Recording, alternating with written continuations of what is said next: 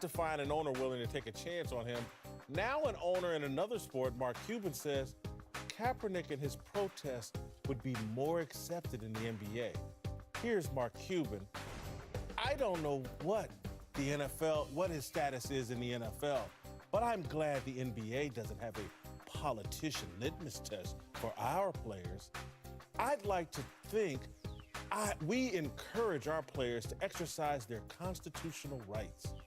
Colin Kaepernick, do you think Kaepernick would be embraced in the NBA? Oh, I laugh at this. So if Kaepernick was an NBA player and he wore a Fidel Castro T-shirt, they'd be okay in the Heat acquiring him? Or, by the way, if he played for the Wizards or the Knicks and his girlfriend called that owner a slave owner, they'd be okay with that? Let's be honest about this. The NBA does not allow you to sit for the anthem. The NFL does.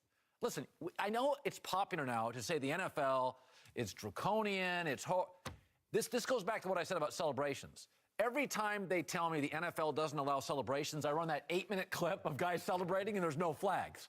The NFL, it's become kind of mythology. It's the no-fun league. Players are well compensated, they have fun, they can kneel for the anthem.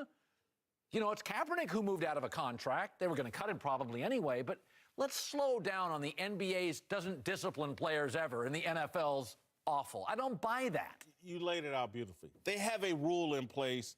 You can't protest during the national anthem. You have to stand for the national anthem. They have history. Mahmoud Rauf did this in the NBA and got run out of the NBA. Craig Hodges got run out of the NBA because of his highly militant Pan-Africanist thoughts. Run out of the NBA. It's been people just say stuff. I would like to say something else, but people just say things now. They don't. Mark Cuban is an owner in the league who must not know his league's own history. Their rules in the NBA are more restrictive and more punitive than the NFL. There were 8 guys that protested last year along with Kaepernick with the knee stuff and everything. 7 of them are in the NFL. Kaepernick's the only one because he's done it more idiotically and stupidly and surrounded himself with a group of sycophants that want to throw the race card at everybody, and people are just like, I ain't got time for it. What's happening right now, Cap is the first. You guys touched on a lot of things. This is the first time it's happened in the NFL. In the NBA, it's already happened. So you said there are rules in place. But there's another thing he's sitting here saying that it would be embraced. No, it wouldn't be embraced. It would be tolerated. You know why? You look at what Cap did. Cap he was on the second year of a $126 million deal. Okay, if he was in the NBA, that would have been a guaranteed $126 million.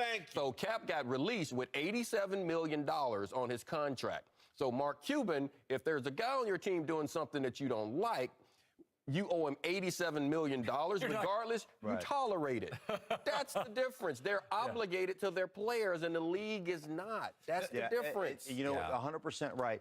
You're comparing apples to oranges. No, apples are great. Right. I mean, it's not... You're 100% right. It's not even close. If there were guaranteed contracts, you would tolerate it. And you'd say, how are we going to work this out, buddy? How are we going to make sure that you're okay and that everything goes forward and we're going to get the best out of you? Because you have to. You owe them that money. 100%, man. That's the difference. My whole life, I'm old enough, the NBA's always been a players' league. It's always been a players' league. Sure. Look how since David Stern arrived, the name on the back was that college basketball is about coaches and systems.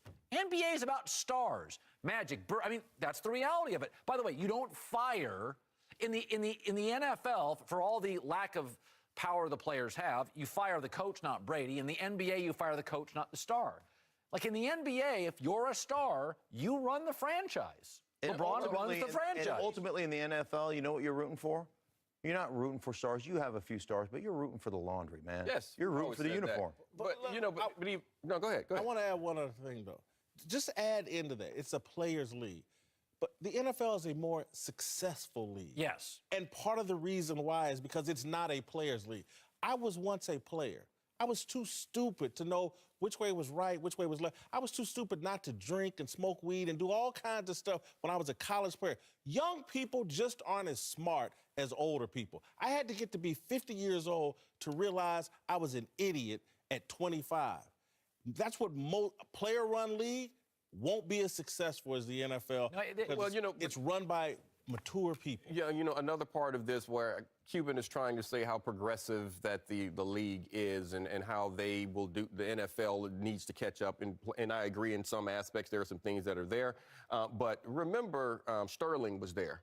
And, yeah, and how, and they were all, and there was a lot of, and everybody knew it, okay? Yes. And until TMZ got involved, Sterling was okay. You're right. So let's not talk about how progressive everything is for the NBA, okay?